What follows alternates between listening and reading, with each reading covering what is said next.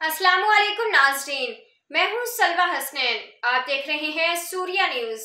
आइए नजर डालते हैं आज की अहम खबरों पर। Ghulamullah Gharo report Faiz Mohammad Hind Sindh cultural forum जिला ठट्ठा की जानिब से सिंध के पहले मशहूर जोड़े फलरवान गुलाम हुसैन शेदी जिनका ताल्लुका साकरू से है और सिंध कल्चरल फोरम के बानी चेयरमैन वहाद बख्श केरियो सादिक लाकू महरमल पनहोर और फलरवान मोहम्मद के इलाज के लिए गुलामुल्लाह शहर में मूसा शेदी, उस्ताद गुलाम हुसैन शेदी, वहाद बख्श शेदी, गुल मोहम्मद मलाह और दिगर की क़यादत में एहतजाजी मुजाहिरा किया गया। इस मौके पर सहाफ़ियों से बात करते हुए सादिक लाकू, पहलवान मूसा शेदी, मुहर्रम अली पनहोर और दिगर ने कहा। उन्होंने कहा कि महकमा खेल की नज़र में सिंध के मल्ला पहलवान की कोई अहमियत नहीं, इसलिए वो गुर्बत, अफलास और माजूरी की हालत में जिंदगी और मौत के दो राहों पर जिंदगी गुजारने पर मजबूर हैं।